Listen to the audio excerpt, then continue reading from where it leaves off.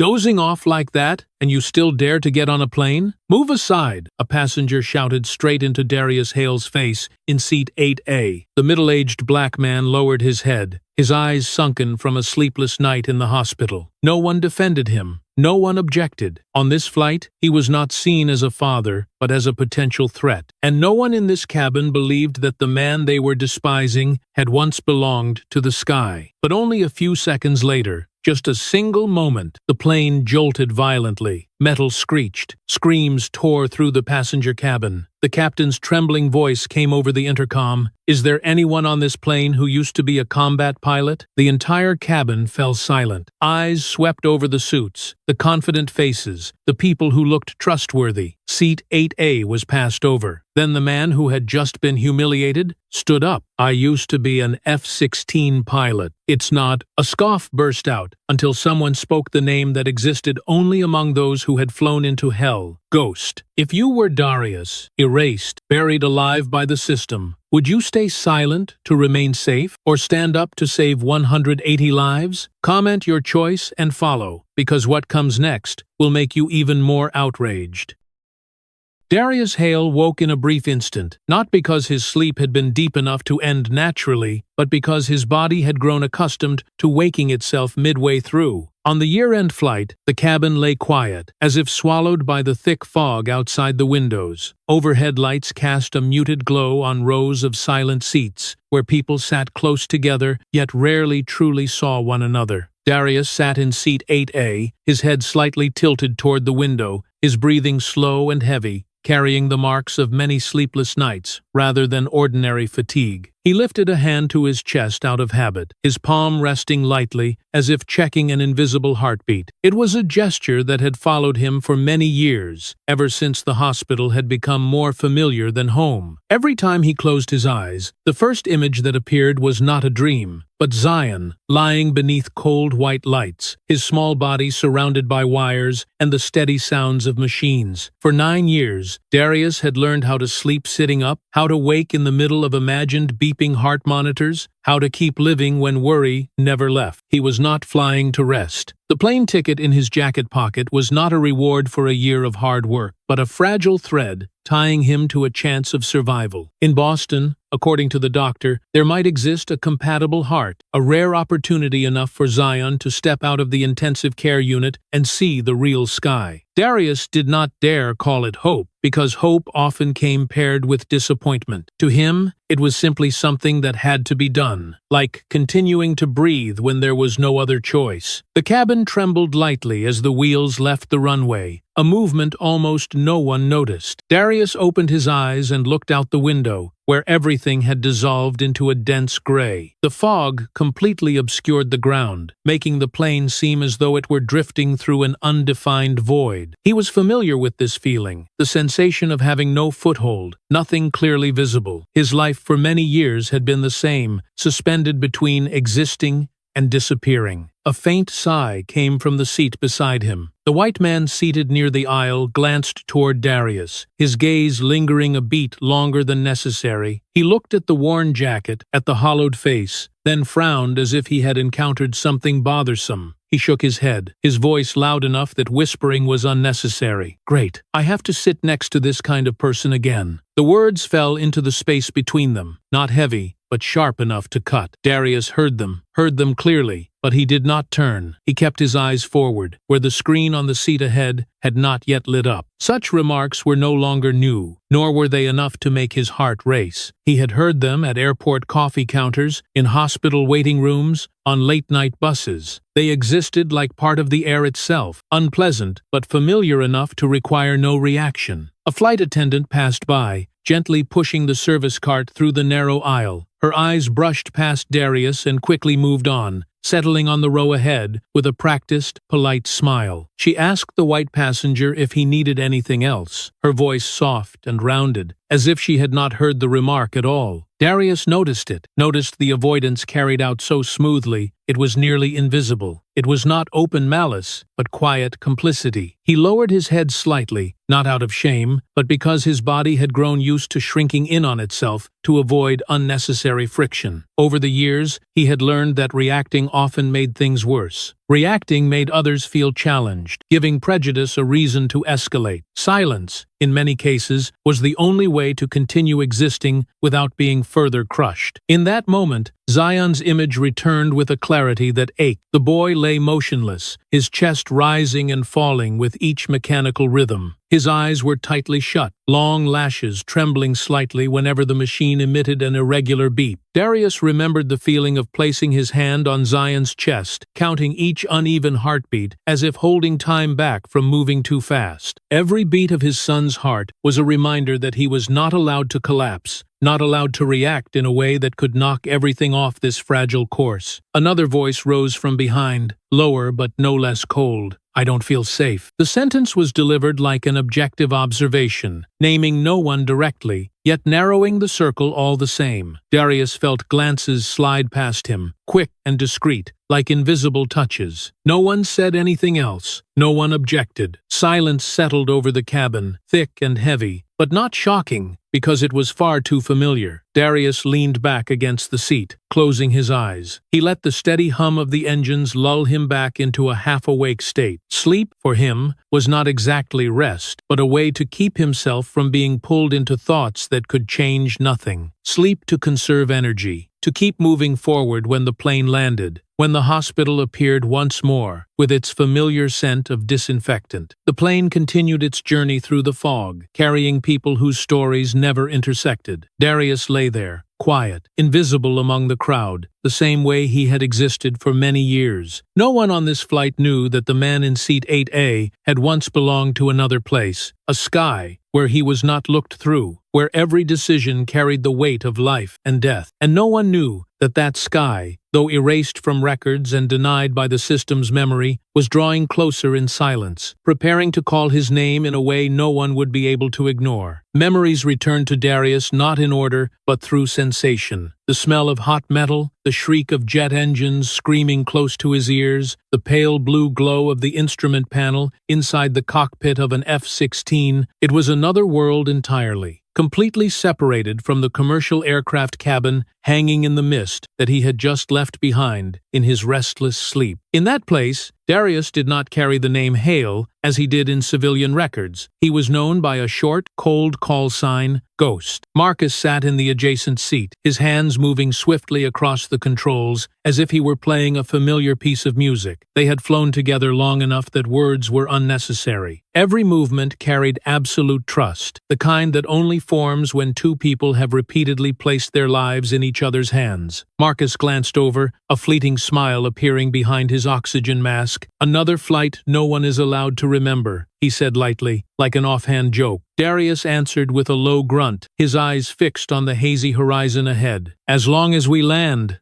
he said. "Whether anyone remembers or forgets, doesn't matter." Marcus laughed, the sound blending with the engine noise, seeming both real and distant. For them, every mission was the same, non-existent on paper, unacknowledged, with only the outcome ever counting. The aircraft shot through the cloud layer, the sky opening so wide it made one forget the ground entirely. In that rare, peaceful moment, Marcus suddenly spoke, his voice dropping. "If I die," he said, as if stating something utterly ordinary, "remember to tell my kid that I flew." Darius turned to look at him, frowning. "What are you talking about?" he replied. "Don't bring that kind of thing up in the air." Marcus shrugged, but his smile was no longer complete. "Just thinking," he continued. "I don't want him to grow up thinking his father just disappeared." Darius was silent for a beat, then nodded. "You'll tell him yourself," he said, his voice firmer than even his own certainty. The warning sounded without notice, cutting their conversation short. A piercing, continuous alarm made both of them tighten their grip on the controls. The fuel level dropped faster than expected, the indicators on the display changing in ways that did not match any scenario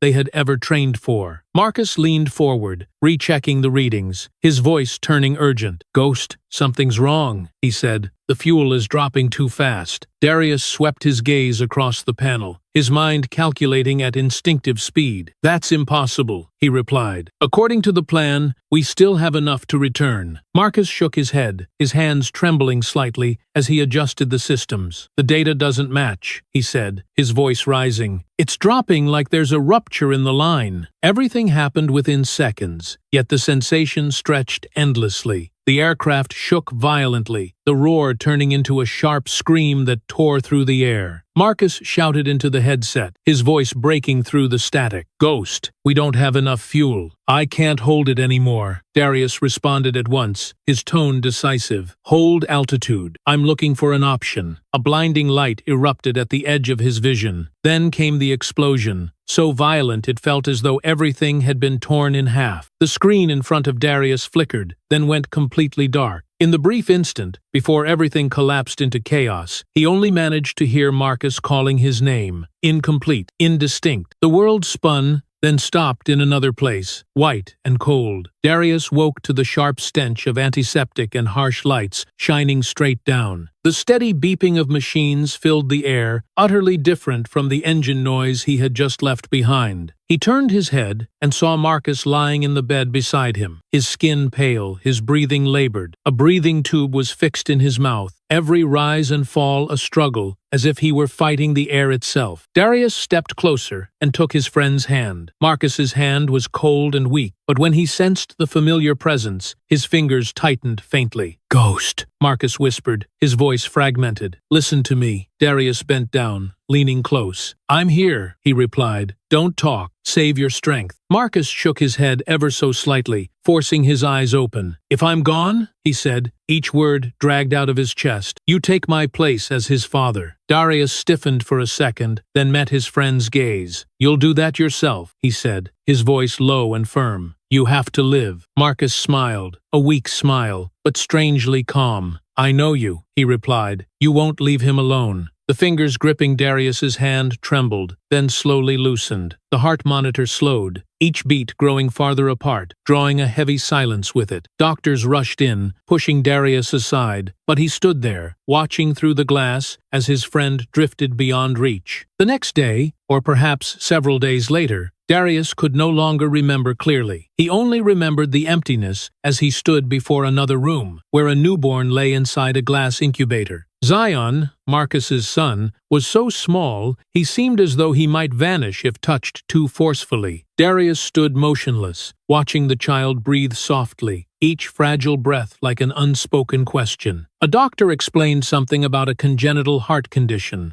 about surgeries that might be needed in the future. Darius listened, but he did not truly hear. Marcus's voice echoed in his mind, the final words repeating over and over, not allowing him to turn away. He placed his hand against the glass, sensing a faint warmth from within. "I'm here," he murmured, not knowing whether he was speaking to Zion or to himself. From that moment on, Zion was no longer a vague responsibility. The child became a living vow, a tether pulling Darius back from the void where he had once flown. He left the military afterward, carrying fragmented memories and questions that would never be answered. The promise made in that hospital room followed him into every decision, every step, every long night in hospitals. Darius had never imagined that keeping that promise would carry such a high cost. He did not know that when he stood up to become Zion's father, an invisible gear within the system had begun to turn backward, slowly but inevitably, moving toward him with the intent to crush anything that stood in its way. Darius stepped into the conference room with the familiar sensation of cold metal beneath his palm. The door closed behind him, separating the outside world from an enclosed space where everything was measured by power and silence. In front of him was a long table, surrounded by faces he had once trusted, once flown with, once called teammates. On the wall, the flag hung neatly, the symbol of a system to which he had once been willing to devote his very life. Darius stood straight, without preamble. He said exactly what he had come to say, his voice firm and clear. The fuel was drained. This was not an accident. The words echoed through the quiet room, bouncing off the smooth walls like a foreign object. A few people lowered their eyes to the files in front of them, while others exchanged glances so quickly that, to the untrained eye, they might have seemed like a coincidence. An officer seated at the head of the table leaned back, the corner of his mouth lifting into a thin smile. "Are you accusing the entire system?" he asked, his tone a blend of mockery and warning. "Do you understand what you are saying, Hale?" Darius did not avoid the gaze. "I understand very clearly," he replied. "I flew with Marcus. I saw the data. Fuel cannot drop that way without interference." Another man cut in, his voice lower. "Technical accidents do happen," he said. "We cannot rely on personal impressions." Darius clenched his jaw and responded immediately. "This is not an impression. This is the truth." No one reacted the way he expected. There were no probing questions, no requests for further evidence. The room sank into a dense silence, where every word became unnecessary. The meeting ended so quickly that it was almost absurd. One officer stood up and closed the file. "We will review this," he said evenly, as if reciting a memorized line. Darius glanced at his watch as he stepped outside. 12 minutes. Just 12 minutes for a death, for a truth, for a promise he had carried with him since that year in the medical ward. He stood in the hallway for a while, waiting for someone to call him back, waiting for a sign that his words had not fallen into a void. Nothing happened. The hallway was long and cold, his footsteps echoing alone. A few days later, he received a brief notification. His file had been sealed for an internal investigation. There was no familiar signature, no accompanying explanation. When he requested another meeting with the council, the response was only a shake of the head. "The procedure is underway," the secretary said, eyes never leaving the screen. Darius realized that every door was slowly closing in perfect order. His military identification card was confiscated on a morning with no rain, no wind. A young officer extended his hand, his voice awkward. "I have orders," he said. Darius placed the card on the table, slowly. "I understand," he replied. The small plastic card left his hand, so light it seemed weightless, yet the sense of loss was heavier than anything he had ever carried in the cockpit. A superior summoned him into a private room. This room was smaller, more sealed off, with no flag on the wall. The man across from him studied Darius for a long moment before speaking. "You should stop here," he said bluntly. "For your own good," Darius asked back, his voice strangely calm. "What good?" The other man exhaled,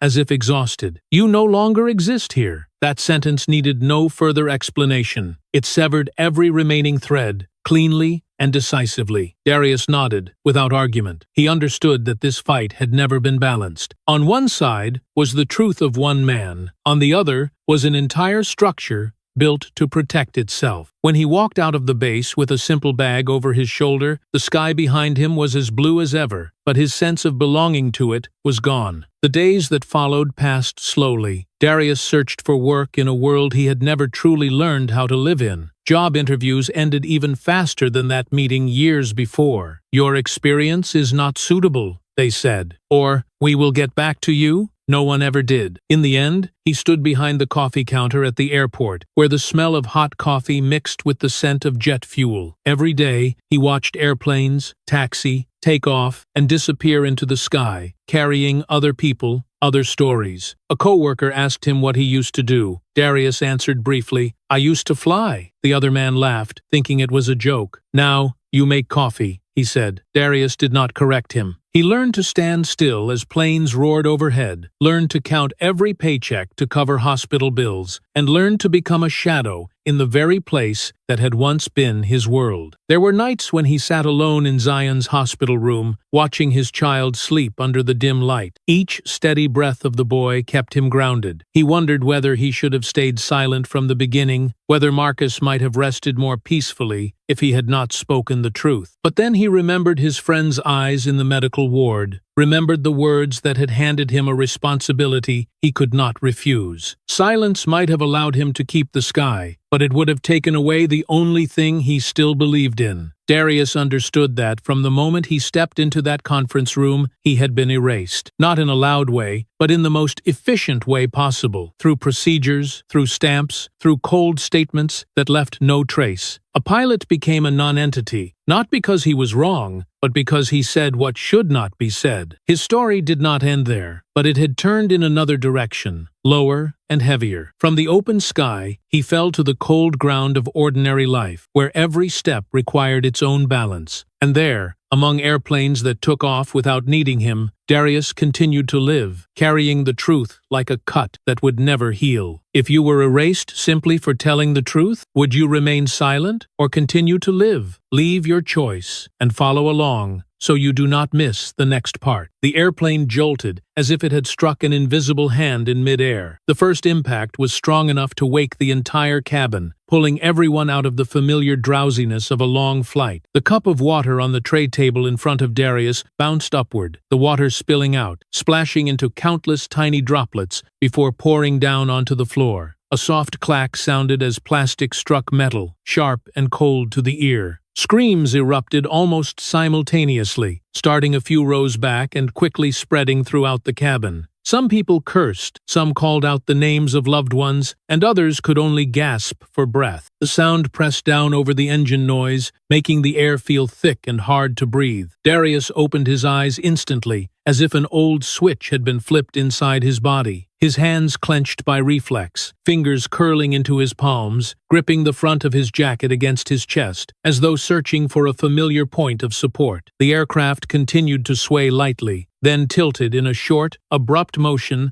that lifted many passengers off their seatbacks. Darius felt the movement clearly through his spine, through his wrists, through the way the floor beneath his feet shifted its angle. He took a deep breath. It was a habit ingrained deep within him, a reflex formed through countless hours of flight where mistakes were not permitted. He noted the angle of the ceiling, the way the overhead luggage rattled, the engine sound dipping and then growling again. All of it registered within a fleeting moment. A piercing metallic screech rose from the front of the aircraft, stretching out like a cut through the air. The sound made hearts lurch, carrying with it the sensation of something being pushed beyond its limits. Warning lights snapped on, blinking along the cabin ceiling, red light reflecting off faces drained pale with fear. Children began to cry, their high, frantic sobs mixing with the chaotic calls of adults calling out to one another. A woman in the opposite row clutched her baby tightly to her chest, her lips murmuring fragmented prayers. The man who had earlier muttered complaints now gripped the armrest with both hands, eyes wide, jaw locked. Darius could see the panic spreading like a wave, needing no guidance. Fear had its own way of multiplying. The plane shuddered again, harder this time. Overhead luggage slid slightly, producing dull, hollow thuds. Darius sensed a change in the rhythm of the vibrations, in the spacing between each lurch. He tilted his head, listening closely, trying to distinguish which sounds belonged to the wind and which to the machinery. His eyes settled on an imagined point ahead, where the cockpit lay behind its sealed door. In his mind, familiar images began arranging themselves into order, even though the circumstances were no longer the same. A flight attendant moved down the aisle, struggling to keep her voice calm as she held onto the seats. "Please fasten your seatbelts," she said, her voice trembling slightly but still measured. "We are experiencing turbulence." The words were repeated several times, like a chant meant to soothe, yet her eyes could not hide the strain. When the aircraft tilted a little more, she had to stop and grip the nearest seatback tightly. Darius looked around, searching for small details others overlooked. He noticed the unstable angle, the unusual delay between engine responses. He planted his feet more firmly on the floor, adjusting his posture in a way long familiar to him,